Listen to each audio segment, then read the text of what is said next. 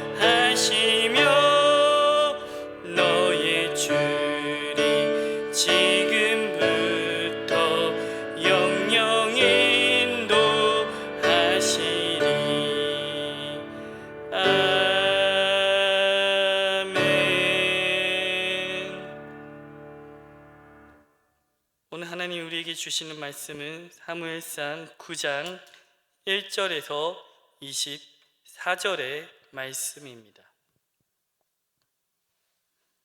사무엘상 9장 1절에서 24절의 말씀입니다. 제가 봉독합니다. 베냐민 지파의 기스라 이름하는 유력한 사람이 있으니 그는 아비엘의 아들이요 스롤의 손자요 베고라의 증손이요 아비아의 현손이며 베냐민 사람이더라. 기스에게 아들이 있으니 그의 이름은 사울이요 준수한 소년이라. 이스라엘 자손 중에 그보다 더 준수한 자가 없고 키는 모든 백성보다 어깨 위만큼 더 컸더라. 사울의 아버지 기스가 암나기들을 잃고 그의 아들 사울에게 이르되 너는 일어나 한 사환을 데리고 가서 암나기들을 찾으라 하매 그가 에브라임 산지와 살리사 땅으로 두루 다녀보았으나 찾지 못하고 사알림 땅으로 두루 다녀보았으나 그곳에는 없었고 베냐민 사람의 땅으로 두루 다녀보았으나 찾지 못하니라. 그들이 숲 땅에 이른 때에 사울이 함께 가던 사안에게 이르되 돌아가자. 내 아버지께서 암나기 생각은 고사하고 우리를 위하여 걱정하실까 두려워하노라 하니 그가 대답하되 보소서 이 성읍에 하나님의 사람이 있는데 존경을 받는 사람이라. 그가 말한 것은 반드시 다 응하나니 그리로 가사이다. 그가 혹 우리가 갈 길을 가르쳐 줄까 하나이다 하는지라. 사울이 그의 사안에게 이르되 우리가 가면 그 사람에게 무엇을 드리겠느냐. 우리 주머니에 먹을 것이 다하였으니 하나님의 사람에게 드릴 예물이 없도다. 무엇이 있느냐 하니 사환이 사울에게 다시 대답하여 이르되 보소서 내 손에 은 한 세겔의 4분의 1이 있으니 하나님의 사람에게 드려 우리 길을 가르쳐 달라 하겠나이다 하더라. 옛적 이스라엘의 사람이 하나님께 가서 물으려 하면 말하기를 선견자에게로 가자 하였으니 지금 선지자라 하는 자를 옛적에는 선견자라 일컬었더라. 사울이 그의 사환에게 이르되 내 말이 옳다 가자 하고 그들이 하나님의 사람이 있는 성읍으로 가니라. 그들이 성읍을 향한 비탈길로 올라가다가 물기르러 나오는 소녀들을 만나 그들에게 묻되 선견자가 여기 있느냐 하니 그들이 대답하여 이르되 있나이다. 보소서 그가 당신보다 앞서갔으니 빨리 가소서. 백성이 오늘 산당에서 제사를 드림으로 그가 오늘 성읍에 들어오셨나이다. 당신들이 성읍으로 들어가면 그가 먹으러 산당에 올라가기 전에 곧 만나리이다. 그가 오기 전에는 백성이 먹지 아니하나니 이는 그가 제물을 축사한 후에야 청함을 받은 자가 먹음이니이다. 그러므로 지금 올라가소서 곧 그를 만나리이다 하는지라. 그들이 성읍으로 올라가서 그리로 들어갈 때에 사무엘이 마침 산당으로 올라가려고 마주 나오더라. 사울이 오기 전날에 여호와께서 사무엘에게 알게 하여 이르시되 내일 이맘때에 내가 베냐민 땅에서 한 사람을 내게로 보내리니 너는 그에게 기름을 부어 내 백성 이스라엘의 지도자로 삼으라. 그가 내 백성을 블레셋 사람의 손에서 구원하리라. 내 백성의 부르짖음이 내게 상달되었으므로 내가 그들을 돌보았노라 하셨더니 사무엘이 사울을 볼 때에 여호와께서 그에게 이르시되 보라 이는 내가 내게 말한 사람이니 이가 내 백성을 다스리리라 하시니라. 사울이 성문한 사무엘에게 나아가 이르되 선견자의 집이 어디인지 청하건대 내게 가르치소서 하니 사무엘이 사울에게 대답하여 이르되 내가 선견자이니라. 너는 내 앞서 산당으로 올라가라. 너희가 오늘 나와 함께 먹을 것이요 아침에는 내가 너를 보내되 내 마음에 있는 것을 다 내게 말하리라. 사흘 전에 이른 내 암나기들을 염려하지 말라. 찾았느니라. 온 이스라엘이 사모하는 자가 누구냐? 너와 내 아버지의 온 집이 아니냐 하는지라. 사울이 대답하여 이르되 나는 이스라엘 지파의 가장 작은 지파 베냐민 사람이 아니니이까. 또 나의 가족은 베냐민 지파 모든 가족 중에 가장 미약하지 아니하니이까. 당신이 어찌하여 내게 이같이 말씀하시나이까 하니 사무엘이 사울과 그의 사환을 인도하여 객실로 들어가서 청한 자 중 상석에 앉게 하였는데 객은 30명 가량이었더라. 사무엘이 요리인에게 이르되 내가 내게 주며 내게 두라고 말한 그 부분을 가져오라. 요리인이 넓적다리와 그것에 붙은 것을 가져다가 사울 앞에 놓는지라. 사무엘이 이르되 보라 이는 두었던 것이니 내 앞에 놓고 먹으라. 내가 백성을 청할 때부터 너를 위하여 이것을 두고 이때를 기다리게 하였느니라. 그날에 사울이 사무엘과 함께 먹으니라. 아멘. 오늘 함께 읽은 9장은 이스라엘의 초대 왕이 될 사울과 그에게 기름 부을 사무엘이 만나게 되는 과정을 기록하고 있는데요. 우리는 이미 사울의 실패를 알고 또 그를 대신하여 이스라엘 나라를 부강하게 할 다윗의 존재도 알고 이 사무엘상을 읽고 있기에 사울의 이야기에 깊은 관심을 두지 못할 수도 있습니다. 하지만 우리는 이 사울의 이야기 속에서도 자신의 백성들을 위해 일하시는 하나님을 바라볼 수 있어야 합니다. 사울의 최종 결말이 비록 실패로 점철될지라도 사울이 왕이 된 것은 하나님이 당신의 백성을 위하여 하신 일이라는 것입니다. 오늘 함께 읽은 본문은 그 사실을 우리에게 잘 보여줍니다. 자, 먼저 1절에서 5절을 보시면 베냐민의 유력한 집안 출신이며 키와 외모도 매우 출중했던 사울이 아버지의 명령에 순종해서 잃은 암나기들을 찾으러 사환과 함께 집을 나섭니다.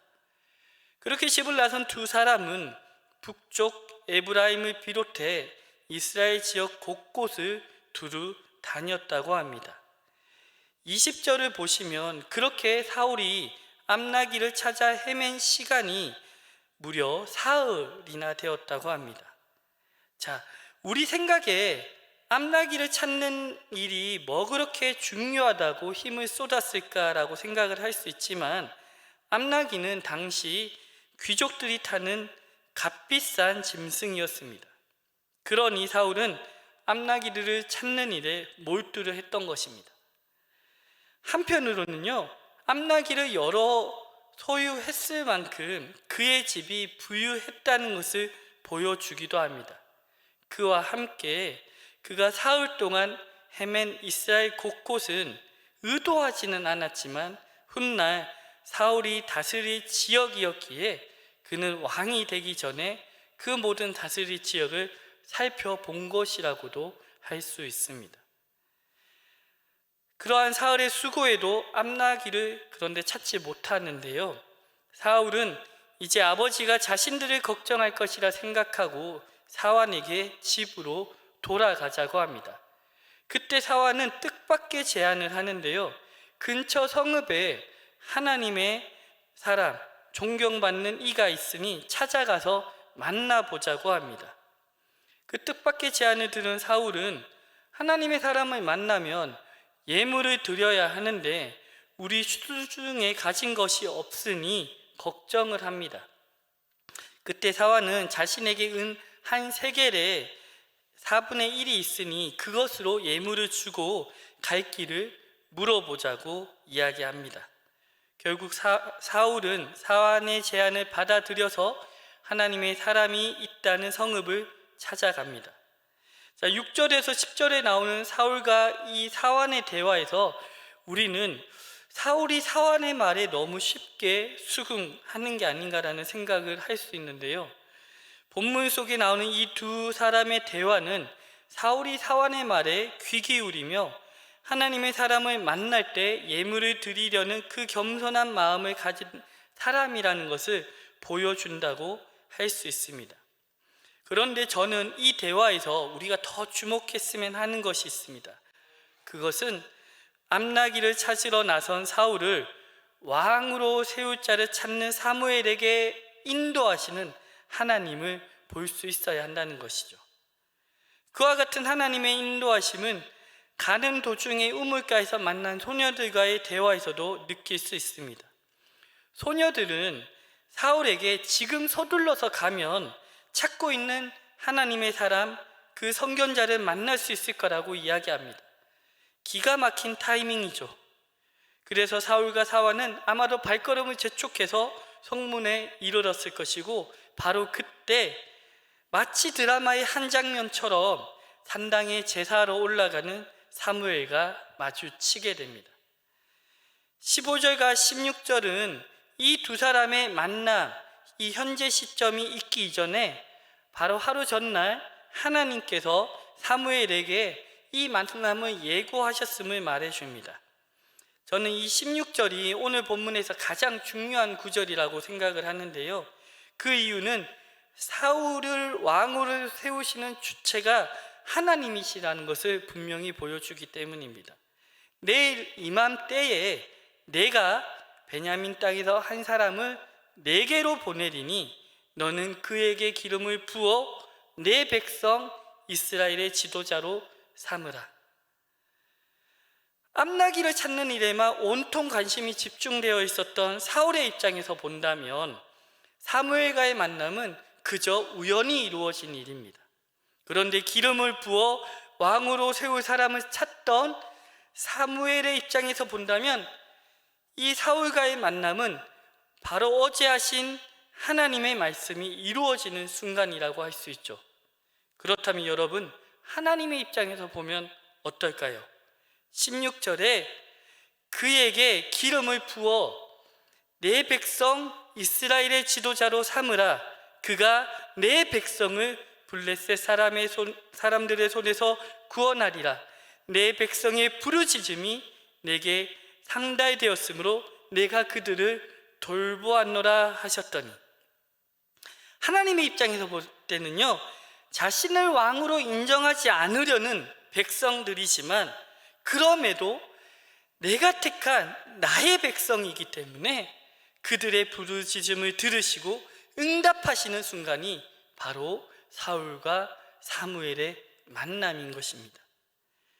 출애굽기에서 이집트의 압제로부터 부르짖는 이스라엘에게 모세를 지도자로 택하심으로 응답하신 것처럼 오늘 본문에서 하나님은 사울을 지도자로 택하심으로 블레셋의 침입으로 부르짖는 이스라엘에게 응답하시는 것입니다. 앞서 보았던 16절에서 빨간색으로 표시해 두었었는데요, 내 백성이라는 말이 무려 16장에 3번이나 반복됩니다. 그리고 이어지는 17절에는요 다시 한번 내 백성을 언급하십니다. 자, 여기서 우리는 하나님의 관심이 다른 곳에 있지 않고 오로지 내 백성, 지금 현재 고통당하고 신음하고 있는 내 백성에게 있다는 것을 알 수 있습니다. 그리고 그 관심에 의하여 사울이라는 사람을 택하여 이스라엘을 구원할 지도자로 삼으셨다는 것입니다. 여러분, 16절에 보시면요, 하나님께서 백성의 부르짖음을 대한 응답으로 사울을 세우시면서 왕으로 우리가 흔히 해석되는 히브리어 멜레크라는 단어를 대신해 지도자로 해석되는 나기드라는 단어를 사용하십니다. 이것은요, 사무엘이 앞서 8장에서 왕의 제도를 엄히 경고하면서 가르친 내용에서 알 수 있듯이 백성들이 다른 나라들과 같이 왕을 세워달라고 했지만 다른 나라들의 왕들은 백성들 위에 군림하며 백성들을 종으로 삼는 것이 일반적이었습니다. 그래서 저는 이 16절에서 하나님이 사울을 왕을 뜻하는 멜레크가 아니라 지도자로 번역되는 나기드로 삼겠다고 하시는 것은 백성 위에 군림하는 다른 이방의 왕들과는 구별되는 오로지 외부의 압제로부터 나의 백성을 구원하는 참 지도자를 세우고자 하시는 하나님의 마음이 담겨 있는 표현이라고 생각합니다. 저는 오늘 말씀을 준비하면서요, 당신의 백성들을 향한 하나님의 신실하심을 여기서 묵상하게 되었습니다. 하나님은 8장 7절에서 말씀하신 것처럼 왕을 세워달라고 하는 백성의 요구가 하나님 자신을 버려 자기들의 왕이 되지 못하게 하려는 그 백성들의 의도를 너무나도 잘 알고 계셨음에도 그들을 향하여 진노하시거나 그들을 포기하지 않으십니다. 오히려 현재 그들이 당하고 있는 고통과 부르짖음만을 보고 들으시며 그들을 구원하시고자 나기드, 하나님의 지도자를 세우시는 하나님의 신실하심이 드러나고 있기 때문입니다. 오늘 이 아침 성탄의 기쁨과 함께 한 해를 마무리하고 새해를 기다리는 날들 속에서 올 한 해 우리를 신실하게 지키시고 돌보시는 하나님을 묵상하며 기도할 수 있기를 원합니다. 어리석은 이스라엘 백성과 같이 우리는 올 한 해 가운데서도 여전히 세상의 것들을 요구할 때가 있지 않았는지, 내 삶에 하나님이 오르셔야 할 왕의 자리에 하나님이 아닌 그 어떤 것을 올려놓으려고 할 때가 있지 않았는지 돌아보며 그 모든 어리석고 부끄러운 나의 삶의 순간에도 신실한 사랑으로 참으시고 돌보아 주신 하나님께 감사하며 기도할 수 있는 저와 여러분이 되기를 간절히 소망합니다. 함께 기도하겠습니다.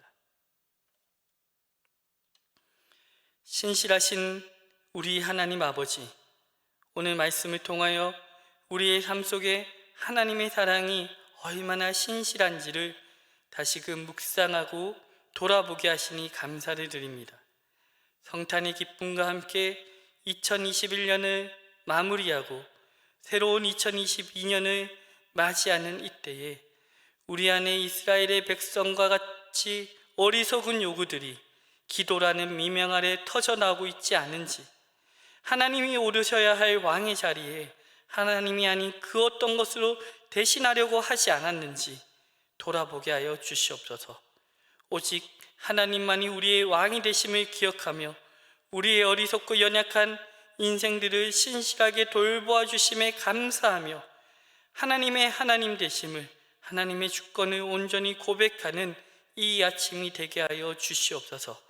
그리하여 다가오는 새로운 새해에는 더욱 겸손한 마음으로 주님 앞에 엎드려 간구하는 가운데 우리를 부르시는 모든 가정과 일터에서 하나님의 영적 지도력을 발휘하는 하나님의 나귀들로 살아가는 우리 모든 성도들이 되게 하여 주시옵소서.